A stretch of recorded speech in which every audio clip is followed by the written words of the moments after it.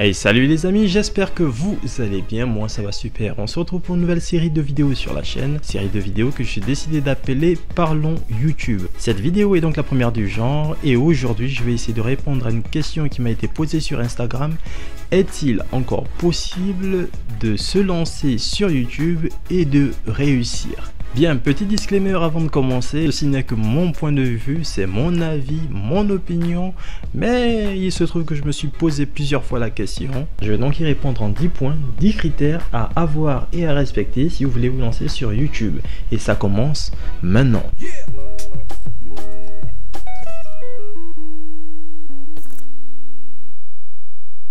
Le premier point, c'est la base de la base.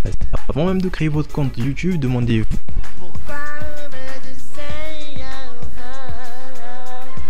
vous devez être passionné par le fait de toujours vouloir faire des vidéos, de toujours vouloir innover et avancer dans ce sens. Ne le faites pas pour de l'argent parce que croyez-moi, vous n'êtes pas prêt d'en avoir. Je dirais qu'il vous faudra au moins 5 ou 6 ans avant de commencer pouvoir penser, prétendre en toucher. Ne le faites pas non plus pour les fans parce que croyez-moi, ça ne marche pas dans ce sens. De plus, les messages que vous allez avoir en premier seront des messages qui vous seront envoyés dans le but soit de vous décourager, soit de vous faire du mal. Vous devez considérer YouTube comme un hobby, une passion, quelque chose que vous allez pouvoir mettre dans votre CV.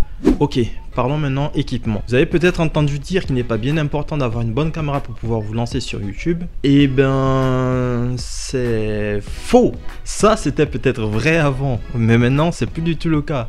Personne n'a envie de regarder une vidéo en 240 ou 360. Cette vidéo par exemple, essayez de la mettre en 240 pour voir ce que ça donne. Et vous allez me dire si vous avez vraiment envie de regarder une vidéo avec cette qualité d'image. Donc ma réponse est non. Le standard aujourd'hui, donc la base de la base en matière de résolution vidéo, c'est du 1080. Donc du 920 par 1080. Alors perso, j'ai deux caméras et une webcam. Donc la Canon Legria Mini X qui me sert pour les vlogs, donc ici, et la Canon EOS M6 qui filme actuellement en face. Ma caméra, c'est la C920 qui est ici, donc tout en standard en 1080p 60 fps. Et si j'ai besoin d'une caméra supplémentaire, j'ai un téléphone qui fera largement le taf si j'ai besoin de filmer dans un angle en plus. En troisième point, on va parler d'éclairage. La lumière est très importante, peu importe le style de vidéo, que ce soit du gaming, de la dégustation, du vlog, de l'unboxing. Elle est un peu ce qui donne de la vie à votre vidéo. Alors certes, vous pourrez utiliser la lumière du soleil, mais je vous conseille quand même d'avoir soit une softbox ou alors un parapluie. Petit conseil, prenez des lumières blanches. Des lumières qui se rapprochent le plus possible de celles du soleil. Prenez mon cas par exemple, j'ai deux lumières, enfin deux parapluies, un à gauche et un à droite qui m'éclairent en plein dans le visage. Vu que je filme le soir, regardez, hop, il est 23 h, je peux pas filmer avant parce que je suis en centre-ville, pas loin d'une avenue et il y a gavé de circulation. Vous allez vous dire peut-être, mais qu'est-ce que la circulation vient faire dans l'image? Mais ça va nous amener vers notre quatrième point. Le son. Plus important encore que l'image, le son. Il fait genre 70% de votre vidéo. Comme je vous disais, je vis en centre-ville, pas loin d'une avenue. Donc le matin, il y a des travaux et des voitures qui circulent.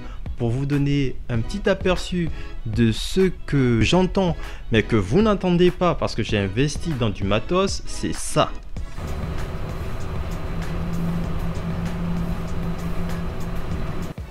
Oui, il y a beaucoup de circulation et beaucoup de bruit de fond. Tout autour de moi, il y a beaucoup de circulation et donc beaucoup de bruit ambiant. Et ça, c'est mauvais pour des enregistrements vidéo. Il vous faudra donc penser à enregistrer loin de tout bruit, que ce soit à l'intérieur comme à l'extérieur. Sauf si votre vidéo a bien sûr pour but de prendre le bruit ambiant.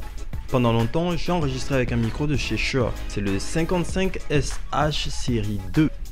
Il se présente de la sorte, puis j'ai investi dans ce micro juste ici, donc c'est le RE320 de chez Electro Voice. Lui aussi c'est un dynamique cardioïde, c'est-à-dire qu'il prend des bruits juste ici. Je vais vous donner un exemple. Quand je parle de la sorte, vous m'entendez parfaitement, et si je me décale sur le côté, vous m'entendez de moins en moins.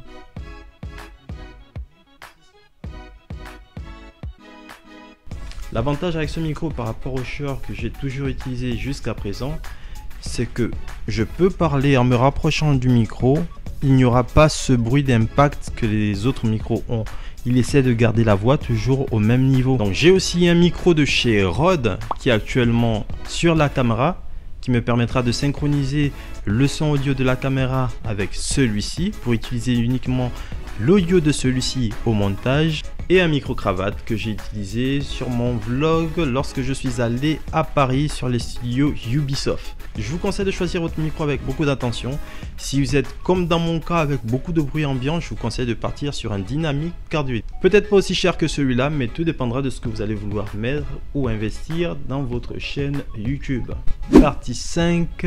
Montage. Perso, j'utilise Premiere, mais bon, le logiciel de montage n'est pas très important. N'essayez pas d'utiliser un logiciel parce que un tel ou un tel a utilisé ce même logiciel. Je suis passé sur iMovie, Windows Movie Maker, Sony Vegas, et malgré tout, je trouve que Premiere est le meilleur logiciel de montage. C'est peut-être dû au fait que je n'arrête pas de l'utiliser, tout simplement.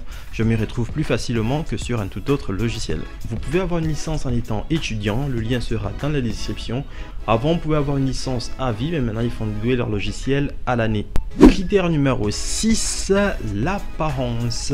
Alors sur YouTube, comme dans la vie réelle, vous allez être jugé dès le premier regard. Je vous conseille donc de soigner votre apparence, soigner l'apparence de votre chaîne et de bien choisir le nom de cette dernière. Faites pareil pour les miniatures, c'est tout ceci qui fera en sorte que les gens viendront ou non sur votre chaîne regarder vos vidéos. Critère numéro 7. Les abonnés encore et toujours. Alors stop. Arrêtez de penser aux abonnés, ça ne marche pas comme ça. Vous allez peut-être avoir 10 abonnés en un seul jour, puis vous allez passer 2 voire 3 semaines sans avoir du tout d'abonnés. Surtout que maintenant YouTube désabonne des personnes et fait des purges. Croyez-moi, quand vous passez 21 jours à publier des vidéos, une vidéo par jour, soit 21 vidéos, Captain Views, et que YouTube fait une purge et supprime vos abonnés, ça fait super mal. Alors continuez à mettre en ligne vos vidéos, ne comptez pas vos abonnés et surtout ne faites pas le follow pour follow. Du style, je m'abonne à ta chaîne et tu t'abonnes à la mienne, ou tu t'abonnes à ma chaîne et je m'abonne à la tienne. Ne faites surtout pas ça, que les chaînes auxquelles vous allez vous abonner ne vont pas s'abonner en retour. Ou pire, ne vont pas venir regarder vos vidéos. Alors encore un dernier petit point sur votre chaîne. Ne regardez surtout pas des vidéos d'autres vidéastes en étant connecté à votre compte principal, c'est-à-dire au compte de votre chaîne. Plus vous allez regarder des vidéos avec votre chaîne, et plus YouTube considérera que vous êtes un viewer / spectateur et non créateur. Ce qui vous conduira à avoir donc moins d'exposition et qui engendrera moins de visites sur votre chaîne. Critère numéro 8. La personnalité. Vous avez peut-être entendu à gauche, à droite, par-ci, par-là qu'il faut rester naturel sur YouTube. Et là, j'ai envie de vous dire non.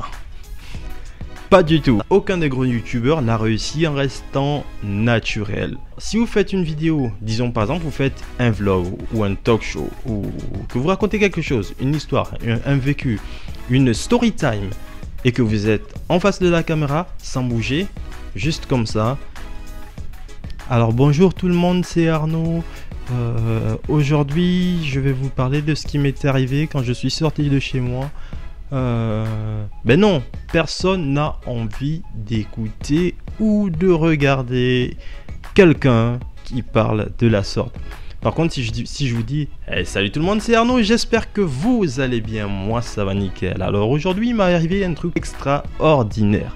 Et là, ça donne plus de pêche, plus de patates. Pourtant, dans la vraie vie, je ne parle pas du tout comme ça. Pour vous aider, dites-vous qu'on a tous plus ou moins plusieurs personnalités. Et peut-être que le Arnaud qui est en train de vous parler comme ça, c'est le vrai moi. Mais dans ce cas, qui est l'autre Arnaud? Le timide. MDR. Ce qu'ils veulent dire par là, en vous disant restez naturel, c'est tout simplement qu'il faut rester vous. Imaginez-vous un repas de famille, il y a votre cousin ou votre cousine que ça fait super longtemps que vous ne l'avez pas vu et que vous avez des tailles de tonnes de choses à vous raconter. Et bien c'est exactement de cette manière qu'il va falloir parler devant la caméra. Si vous n'avez pas compris, dites-le moi en commentaire. Allez, lâchez juste en bas, je n'ai pas compris, explique. Et je ferai une vidéo là-dessus. Critère numéro 9. Là. Ok, la remise en question. Alors avant de tourner votre vidéo, avant de faire quoi que ce soit, lorsque vous êtes devant votre caméra, avant d'appuyer sur le bouton REC d'enregistrement, posez-vous une question. Est-ce que ça va aider quelqu'un? Est-ce que ça pourra venir en aide à quelqu'un? Est-ce que ça va servir à quelqu'un?